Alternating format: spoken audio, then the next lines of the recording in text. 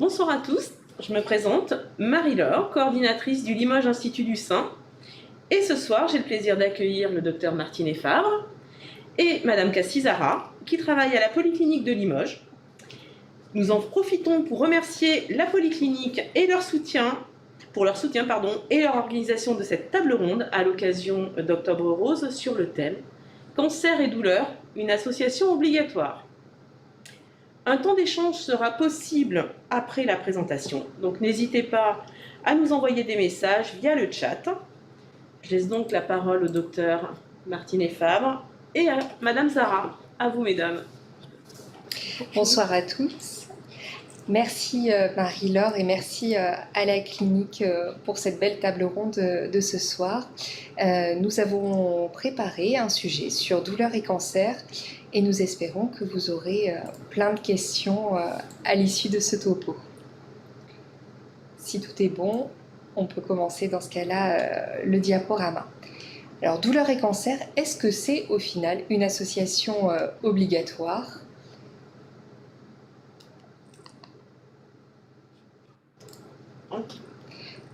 Il faut juste que la technique fonctionne.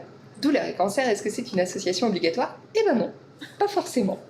Mais il n'empêche que suite aux derniers observatoires, notamment de l'Institut national du cancer, on sait que la douleur reste extrêmement fréquente chez les patients. Cette douleur, en fait, elle concerne un patient sur 3 lorsqu'il y a un diagnostic de cancer, puisque beaucoup de diagnostics se font bien au-delà de périodes douloureuses. Et par contre, elle va pouvoir concerner 60 à 90% des patients au cours de leur parcours.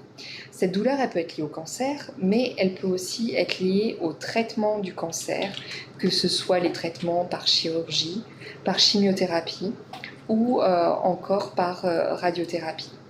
Et puis l'autre chose en fait qui est connue, c'est qu'un adulte sur 5 en France a en général des douleurs chroniques qui évoluent depuis plus de 3 mois et qu'il peut y avoir des douleurs qui sont préexistantes au cancer et qui vont être augmentées, rarement diminuées pendant la période du cancer. Un petit bug technique, juste, à régler, parce que le diaporama ne diffuse pas sur le streaming, donc je vais faire autrement. C'est les joies du direct. Exactement. C'est simple. Je vais faire autrement.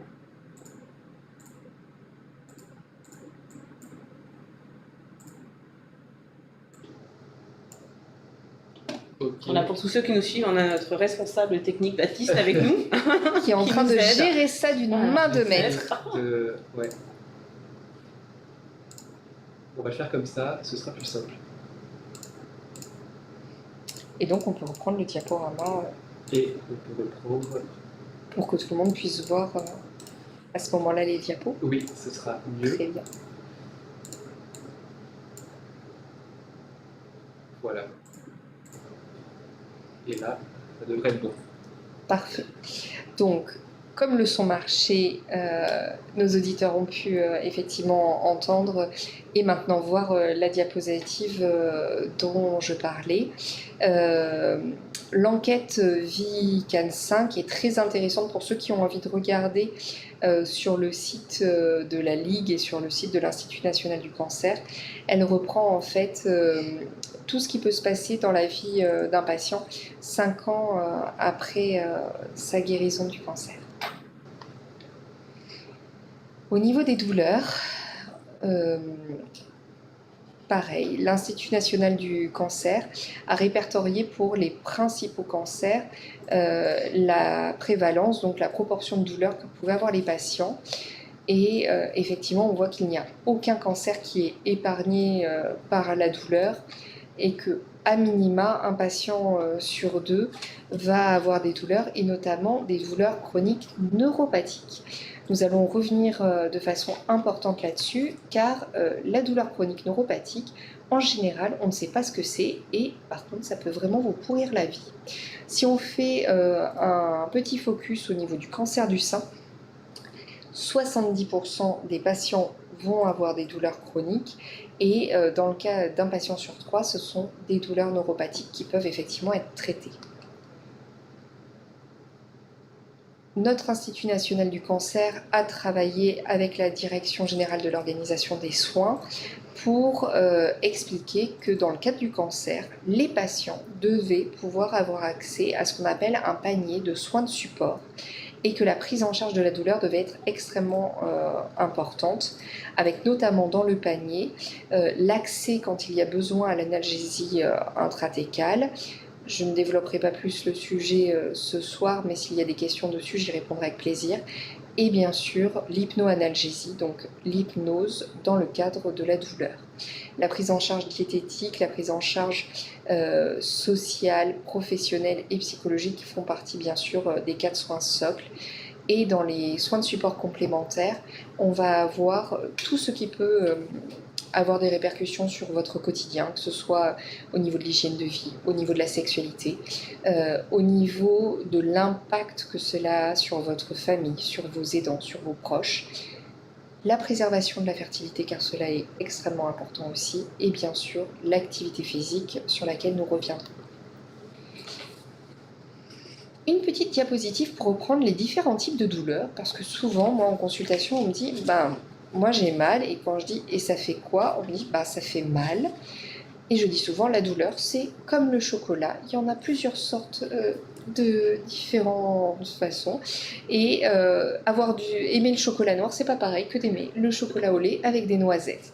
Donc en fait au niveau des douleurs il y a aussi différents types de douleurs, et en fonction de la douleur qu'on va avoir, ce ne sont pas du tout les mêmes traitements qui vont fonctionner. Donc c'est important de savoir déjà pour soi, et puis au niveau des professionnels qui vous prennent en charge, quel type de douleur vous avez.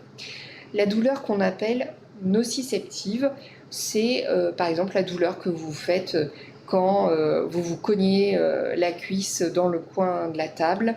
Ça va être une douleur qui est liée à une attaque en périphérie. Cette attaque, elle peut être thermique parce que vous vous êtes brûlé, elle peut être mécanique parce que vous avez pris le coin de la table, elle peut être également sur une agression chimique. Ça donne quelque chose vraiment de précis. La douleur neurogène, qu'on connaît beaucoup moins, elle est liée à l'atteinte du système nerveux, que ce soit parce qu'il y a eu des petits nerfs de sectionnés, que ce soit parce qu'il y a eu de la chimiothérapie qui a attaqué ces petits nerfs, ou parce que tout simplement on a quelque chose qui vient appuyer sur un de nos nerfs. Et enfin, la douleur nociplastique, elle est très importante. C'est ce qui reprend le dysfonctionnement de notre système de la douleur. Avant, on avait tendance à dire que les douleurs, c'était dans la tête. Ça, c'était avant, quand on n'y connaissait pas grand-chose. À l'heure actuelle, oui, la douleur est intégrée au niveau de notre cerveau. Mais pour que notre cerveau soit obligé de fabriquer des messages de douleur, il faut déjà qu'il ait été stimulé par des douleurs nociceptives, par des douleurs neurogènes.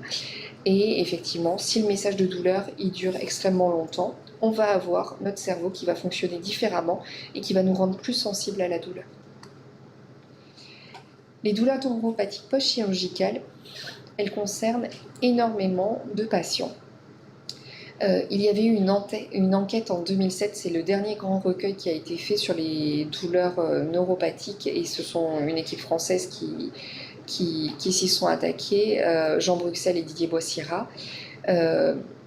De cette enquête est ressorti que 35% des patients qui avaient des douleurs neuropathiques n'avaient jamais eu de diagnostic. En fait, ils ne savaient pas pourquoi ils avaient mal et continuaient d'avoir leur douleur chronique. La douleur post-chirurgicale, ça concerne quand même un patient sur 4 qui a des douleurs neuropathiques. Et dans le cadre notamment du sein, on peut voir tout simplement que suite à une tumorectomie, suite à une mastectomie, un patient sur 3 peut conserver des douleurs et 10% pour lesquelles ça va être extrêmement sévère. Hors cancer, une hernie inguinale, une cicatrice de césarienne peuvent rester douloureux dans 10% des cas. Il y a un questionnaire simple en fait qui permet de dépister les douleurs neuropathiques et que vous pouvez aussi tout simplement réaliser déjà à la maison ou en discuter avec votre médecin. dans les caractéristiques que l'on retrouve pour les douleurs neuropathiques, il y a la sensation de brûlure. Donc on parle bien sur une zone limitée, sur quelque chose de localisé. La sensation de froid qui est douloureuse, des décharges électriques, des fourmillements, des picotements. Parfois, il y a des patients qui me disent « je passe sous la machine à coudre de ma grand-mère ». La sensation que la zone est endormie, engourdie, dans du coton. Les démangeaisons, alors ça se retrouve surtout sur les douleurs suite aux zonas. Et puis, il y a des petites choses qu'on peut faire tout simplement physiquement pour tester sur la zone. Regardez tout simplement en partant un peu de l'extérieur, est-ce qu'au niveau de cette zone, on sent bien ? Alors, est-ce qu'on a une hypoesthésie, c'est-à-dire qu'on sent moins, ou est-ce qu'au contraire, on sent vraiment très fort sur cette zone par rapport à une autre zone où il n'y a pas de douleur ? Et on recherche aussi la douleur, savoir si elle est augmentée lorsqu'on frotte sur la zone. Ça s'appelle l'allodynie et c'est quand même très caractéristique d'une douleur neuropathique. À partir du moment où on a un score supérieur ou égal à 4, on a quand même déjà bien fait son dépistage de douleur neuropathique et on va pouvoir accéder à certains traitements. Les neuropathies chimio-induites, ça c'est important, elles peuvent être liées à de nombreuses molécules. On a des chimios qui fonctionnent très bien. La seule chose, c'est qu'en même temps qu'elles servent à combattre le cancer, elles peuvent attaquer nos petits rameaux nerveux, notamment au niveau des mains et des pieds. Et ces petits rameaux nerveux, une fois qu'il y a eu la chimiothérapie, peuvent ne plus arriver à conduire l'électricité de façon normale. Et donc, on peut garder plus ou moins une perte de sensibilité et chez 20% des patients avoir des douleurs en fait au niveau des mains et des pieds suite à la chimiothérapie. Ces douleurs, on peut les prendre en charge et outre les traitements dont on pourra discuter, nous avons nos collègues au CHU et avec l'équipe INSERM du professeur Magie et du professeur Demio qui travaillent sur les neuropathies chimio-induites. Les douleurs ostéomusculaires peuvent également être fréquemment retrouvées dans le cancer parce qu'il y avait des pathologies préexistantes, mais aussi parce que suite à l'hormonothérapie, ces douleurs peuvent augmenter. Et donc pour soulager ces douleurs ostéomusculaires, il va falloir vraiment qu'on travaille sur une combinaison de techniques antalgiques, alors médicamenteuses ou non, et la mise en place d'une activité physique qui soit adaptée au type de douleur que l'on a. L'activité physique adaptée, nous avons une chance énorme en Limousin, c'est que nous avons de nombreux relais pour les patients, que ce soit la Chaînée, que ce soit Limousin Sport Santé ou d'autres professionnels formés même au sein de la clinique. Et cette activité physique adaptée, elle fait l'objet quand même d'une formation universitaire. On la réalise sur prescription avec un personnel qui est formé pour. Au niveau des traitements locaux et des thérapies non médicamenteuses que nous utilisons au quotidien, on utilise des topiques locaux à base de piment pour désensibiliser notamment les cicatrices douloureuses et traiter les neuropathies chimio-induites. On utilise également, et les patients peuvent devenir autonomes pour la stimulation électrique transcutanée qu'on appelle le TENS. Et ça, Madame Zara va pouvoir vous en parler car elle s'occupe de cela à longueur de journée. On a également des collègues formés pour l'acupuncture. Et dans les nouvelles techniques qui sortent, notamment pour les cicatrices, pour les neuropathies de chimio, il y a la photobiomodulation. Intéressant aussi dans le cadre du cancer, mais aussi dans le cadre de la vie en général, on peut apprendre de l'auto-hypnose pour gérer tous ces aléas. Au niveau des traitements médicamenteux, deux choses importantes, sur les douleurs neuropathiques, il faut des médicaments particuliers, spécifiques, qui ne sont notamment pas des opiacés. Souvent, ces médicaments font partie des familles des antidépresseurs ou des anti-épileptiques. Et c'est pour ça qu'il est important d'avoir déterminé quel type de douleur vous avez pour qu'on puisse vous donner l'outil le plus adapté. Faire du jardinage, c'est bien. Si vous le faites avec les bons outils, c'est mieux. Je peux tailler effectivement mes rosiers avec ma pelle bêche, mais si j'utilise le sécateur, ça sera quand même beaucoup plus efficace. Et donc, il y a de nombreuses combinaisons qui sont possibles. Ce qui est important de votre côté, c'est de dire quand vous avez mal, d'expliquer au mieux avec vos mots ce que vous ressentez au niveau de la douleur. Et surtout, si on vous donne un médicament et qu'un effet indésirable apparaît, prévenir, on peut toujours réadapter le traitement. Et là, j'ai le plaisir de laisser la parole à Cassie, ma collègue infirmière, pour qu'elle vous parle plus en détail du TEDS et de l'hypnose. Bonsoir à tous. Alors au sein du cabinet, moi je vais faire entre autres donc, les éducations à l'utilisation donc, de la technique qu'on appelle la neurostimulation transcutanée. Donc j'en ai apporté quelques exemples pour vous montrer. Donc c'est un outil que le patient va pouvoir avoir à domicile et l'utiliser en autonomie dans la gestion donc, des douleurs, qu'elles soient provoquées par, comme vous disiez tout à l'heure quand vous m'en parlez, les chimiothérapies ou que ce soit en post-opératoire. Voilà, il y a plein de composantes différentes et d'utilisation qui vont nous intéresser. Donc c'est en tout cas le système de la neurostimulation, c'est en fait un courant électrique confortable qu'on va placer au niveau de la zone qui est vécue comme étant inconfortable pour diminuer la sensation douloureuse et augmenter le confort du patient.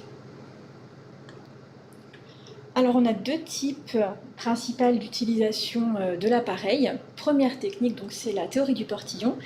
Donc on va imaginer ensemble, par exemple, je vais vous parler donc de la douleur que je peux avoir suite à une cicatrice ou sur ma zone, par exemple, sur ma zone douloureuse, voilà.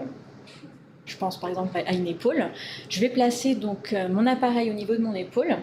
En fait, ça va surstimuler la partie de la sensation pour diminuer en fait la partie douloureuse. Donc, imaginons de mon épaule par une route. Dans cette route, vous avez deux voitures et elles vont faire la course. C'est la première voiture qui arrive en haut qui a gagné parce qu'il n'y a qu'une seule place de parking. Donc, vous avez la première voiture, c'est la voiture de la sensation. Et la deuxième, c'est celle de la douleur. Donc, quand vous branchez l'appareil, par exemple au niveau de cette épaule que je prends en exemple, ça va surstimuler la première voiture, donc de la sensation. C'est comme si ça vous la remplaçait par une Ferrari. Donc vous avez beaucoup plus de probabilité de gagner la course. Donc c'est ça qui va nous intéresser. On a aussi une deuxième application qui va être celle du coup du circuit endorphinique. Donc l'appareil va stimuler en fait votre propre hormone antidouleur au niveau de la zone. Donc on a plusieurs systèmes de fonctionnement, mais l'important à retenir dans tout ça, c'est surtout qu'on cherche à diminuer la sensation inconfortable et augmenter le confort du patient à l'utilisation sur la zone. Alors on a plusieurs possibilités, j'en ai pas parlé tout à l'heure, mais celle qui est très intéressante aussi en l'occurrence, c'est le soulagement des nausées. Donc là on va aller stimuler un point d'acupuncture au niveau du poignet, voilà, pour diminuer les sensations nauséeuses. Et après la partie donc antidouleur, on va vraiment travailler au niveau de la zone.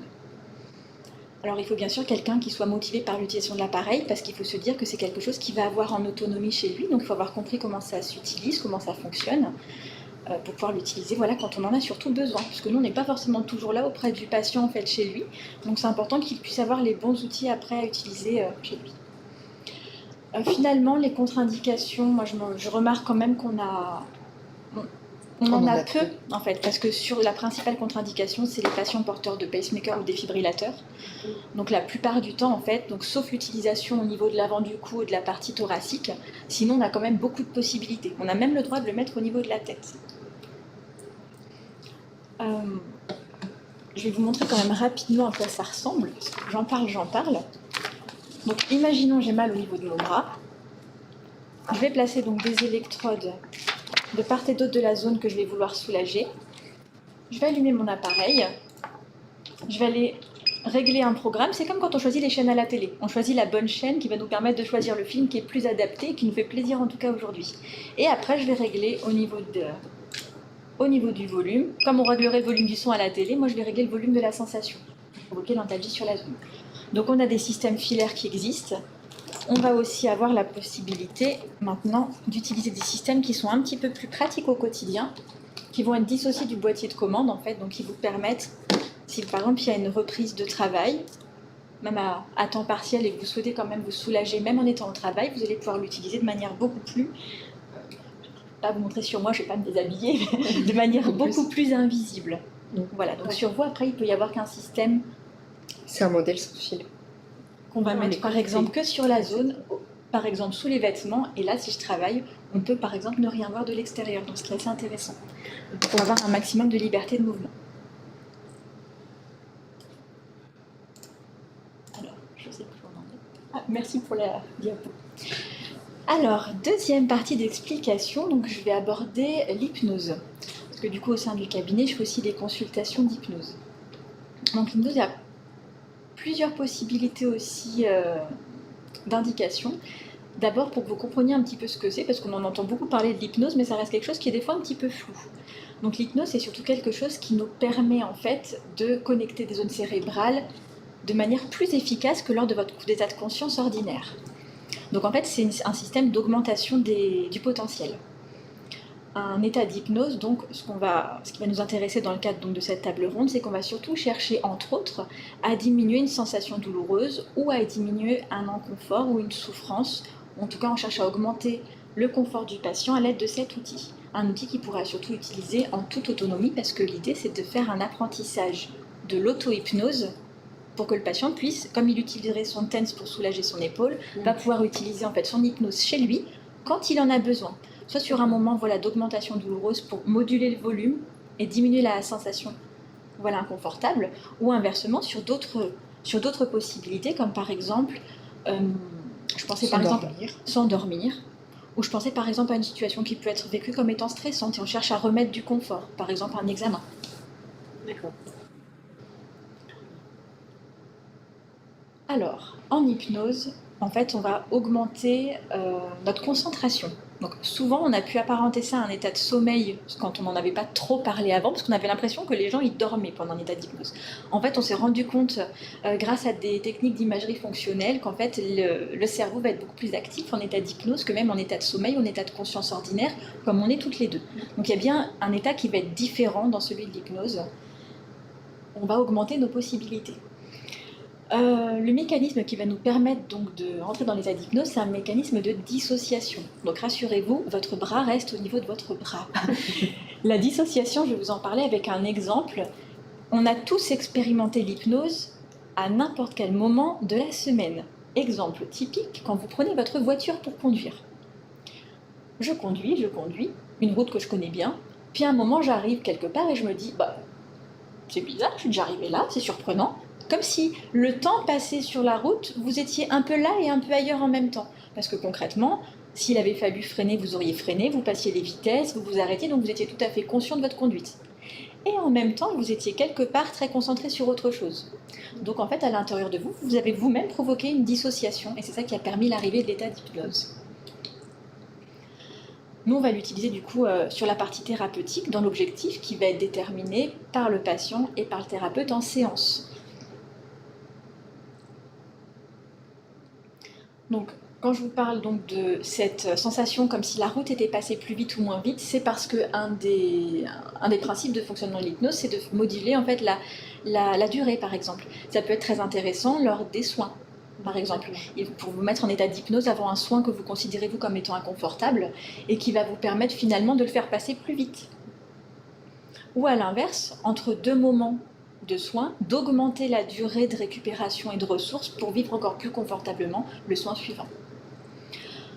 Alors, on ne recherche pas toujours à provoquer volontairement un état de détente, parce qu'on peut aller chercher en hypnose à aller récupérer des ressources, mais en fait un état d'hypnose induit un état de détente, donc c'est très intéressant quand même de se sentir bien aussi après la séance.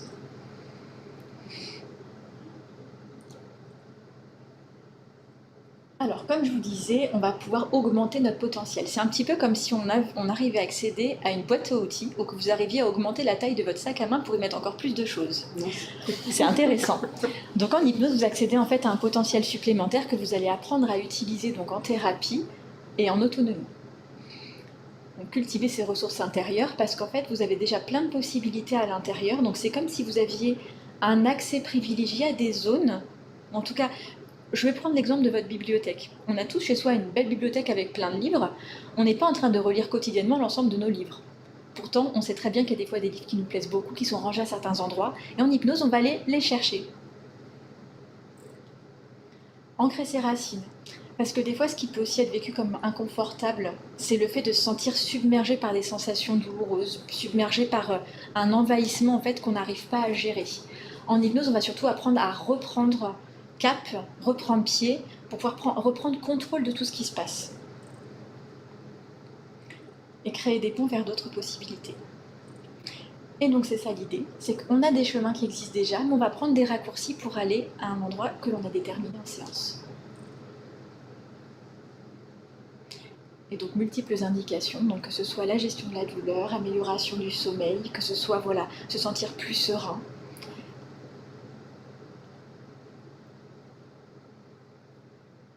Et voilà, l'auto-hypnose, donc pour résumer là-dessus, on va surtout choisir de le faire quand on veut.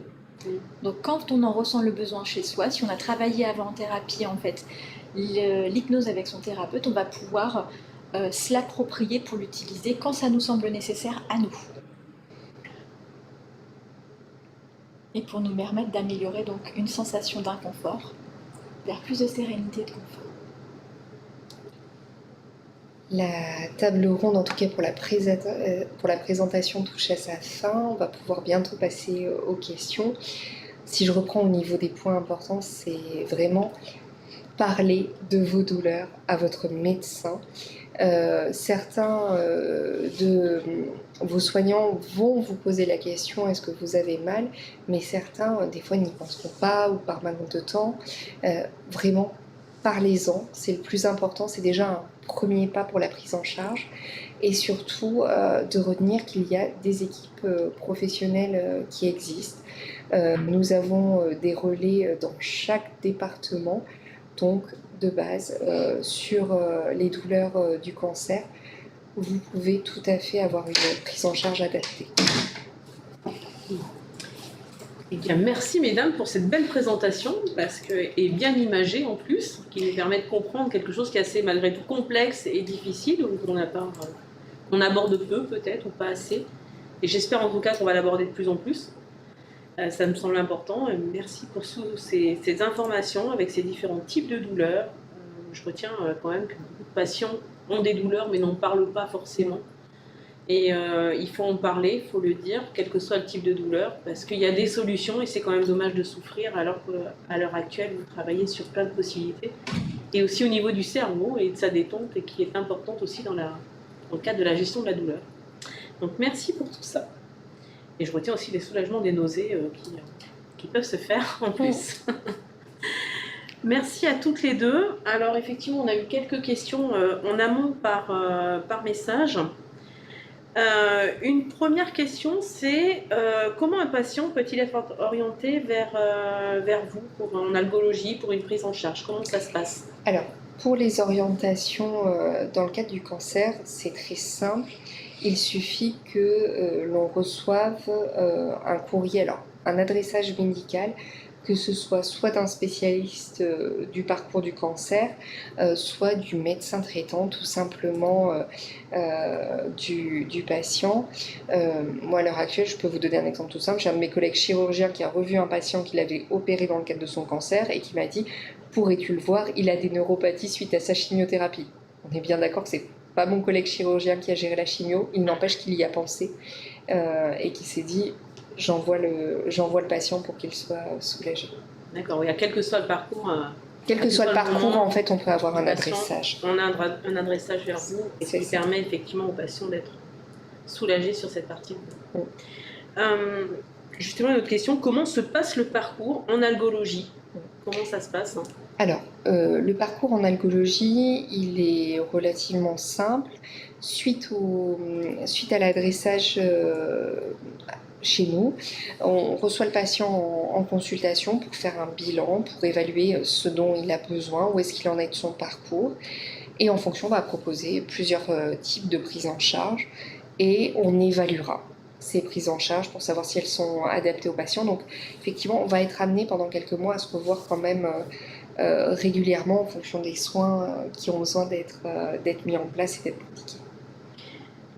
Et une question toujours un petit peu dans ce style, c'est est-ce que tout est pris en charge, tout est remboursé sur l'algologie? Alors, sur l'algologie, en tout cas à la clinique, il n'y a pas de dépassement au niveau des consultations. Donc oui, c'est pris en charge et en plus, comme ce sont des douleurs liées au cancer ou liées au traitement du cancer, il est normal que cela passe dans l'affection longue durée liée au cancer. Et sauf erreur de ma part, un patient peut avoir droit à un bon de transport du coup pour Oui, venir sur en algologie. Puisque c'est dans le cadre de sa pathologie et si son pathologie. état le nécessite, bien sûr. D'accord. Donc, ok. Des questions pour Cassie sur l'hypnose. J'ai une question. Moi, j'ai vu le spectacle de Mesmer.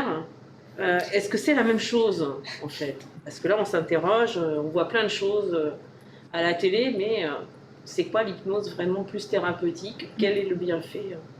Comment ça se passe? Quand je reprends l'exemple de ce qui se passe quand justement vous êtes dans votre voiture et que c'est vous-même qui provoquez votre état d'hypnose, vous n'êtes pas en train de faire la poule. C'est mieux. Voilà.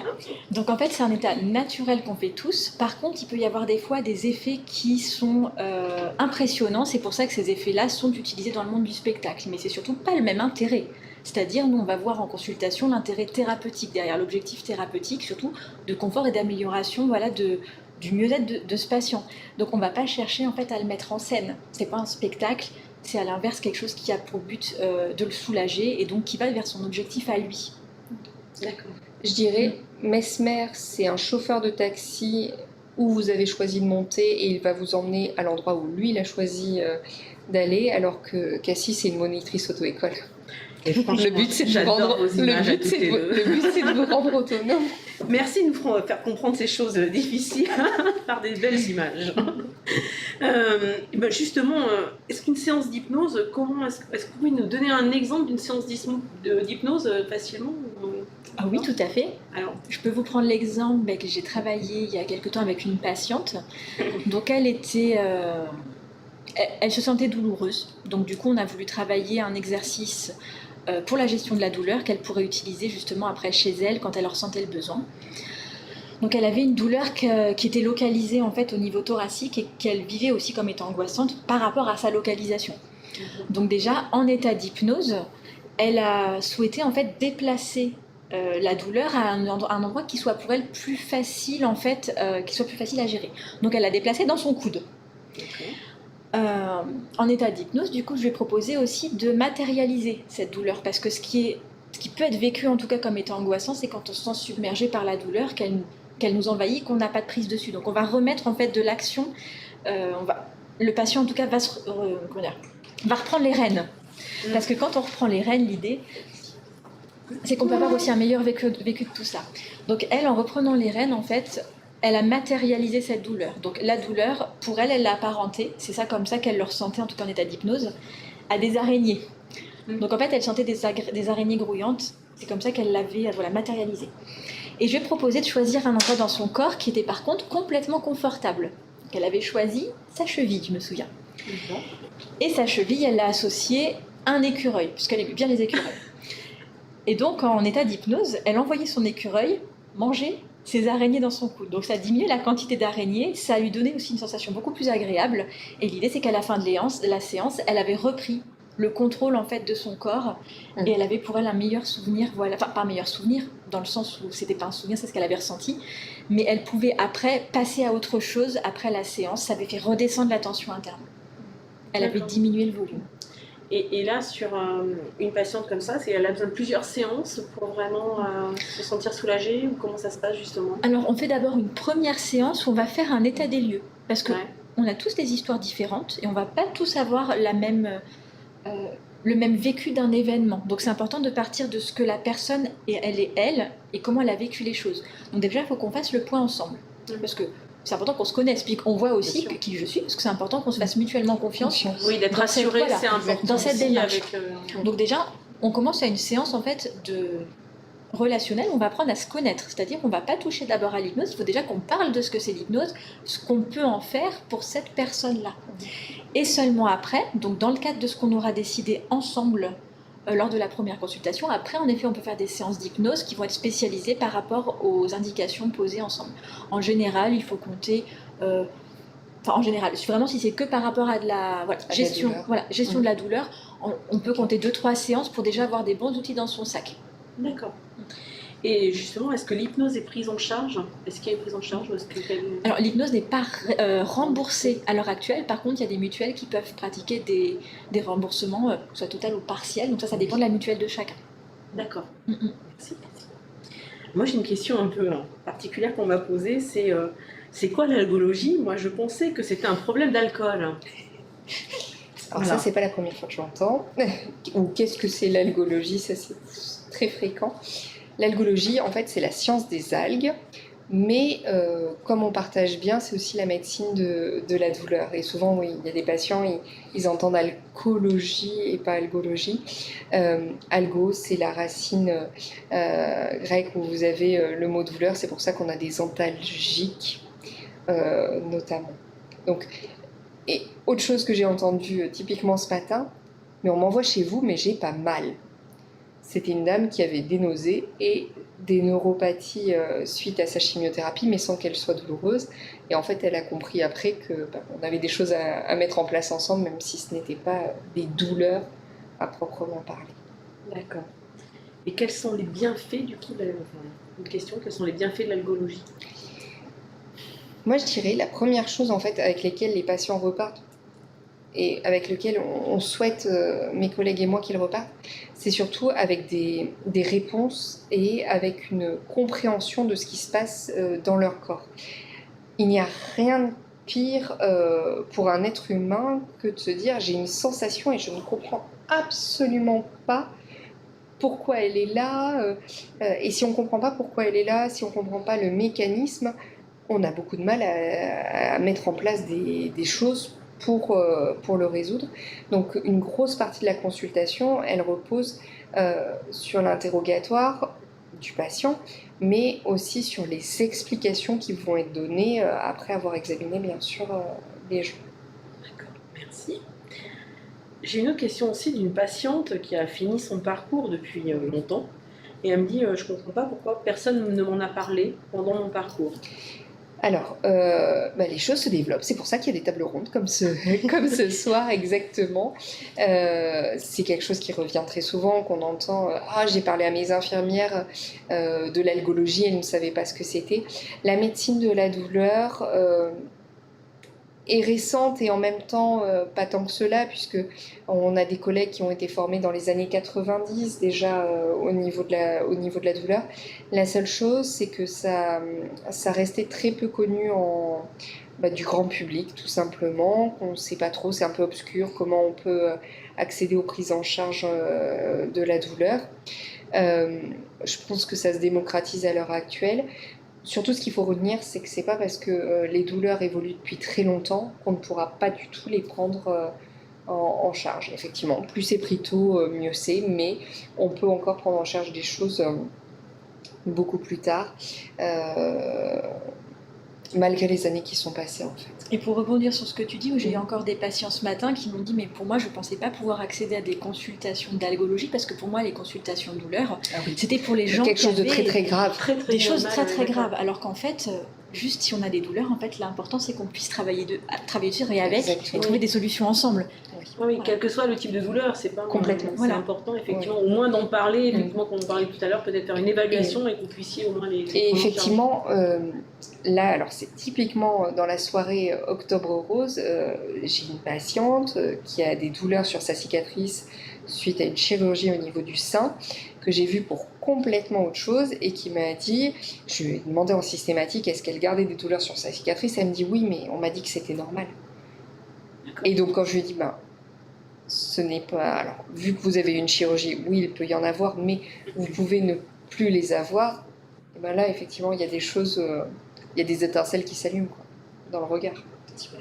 Et puis on peut très bien avoir ces douleurs neuropathiques suite à cette chirurgie et avoir déjà avant un contexte de maladie migraineuse, avoir un contexte d'épicondylite. On peut avoir aussi plusieurs choses qui se mettent ensemble et l'idée c'est qu'on puisse travailler aussi autour de la personne en entier en fait. Oui, au global, c'est pas une question de cancer du sein, vous allez travailler vraiment sur la totalité de la personne en général. D'accord. J'ai une question aussi, c'est je prends déjà beaucoup de médicaments, je n'ai pas envie d'en rajouter. Alors je pense que la présentation le montre aussi, les médicaments c'est une petite partie des propositions qui sont faites, mais en fait, on a aussi les possibilités de thérapie médicamenteuse parce que certains patients, à des moments de leur maladie, pour eux, c'est plus facile d'avoir un médicament adapté en plus à prendre que de mettre en place un appareil. Et d'autres patients qui, justement, comme comme cette patiente-là qui a écrit, vont dire moi, des médicaments, j'en prends suffisamment, je n'en veux pas d'autres. Et c'est là qu'on a un intérêt parce qu'effectivement, on a autre chose que des thérapies avec des médicaments à proposer. Super. Et j'ai une dernière question, c'est est-ce que l'algologue peut prescrire du cannabis thérapeutique? Alors, le cannabis thérapeutique, à l'heure actuelle, il est prescrit en France sur certaines grandes indications. Et donc, au niveau des algologues, ce sont notamment mes collègues au CHU qui s'occupent du protocole. L'important pour le cannabis thérapeutique, c'est de pouvoir l'utiliser pour des indications bien précises. Et puis, surtout d'avoir mis en place le maximum de choses pour résoudre les autres problèmes, que ce soit le cannabis thérapeutique, il ne va pas être curatif, il ne va pas guérir les choses au même titre que les opiacés qu'on pourrait prendre. C'est pour soulager. C'est pour soulager. Merci beaucoup pour toutes ces informations et cette belle découverte de l'algologie. Merci à tous. J'espère qu'on aura répondu à un maximum de questions pour les personnes qui vont nous regarder. Donc je le redis, c'est en replay. On va pouvoir diffuser, dites-le à tout le monde, aux proches, à vos proches aussi. Ouais. En tout cas, merci beaucoup à Baptiste pour la technique. Merci à vous, à tout le monde. Merci Dr Martine Fabre. Merci beaucoup Cassie Zara. Merci encore. Et puis j'espère demain pour une autre table ronde sur la sexologie et le cancer du sein. Bonne soirée à tous. Bonne soirée. Merci. Bonne soirée.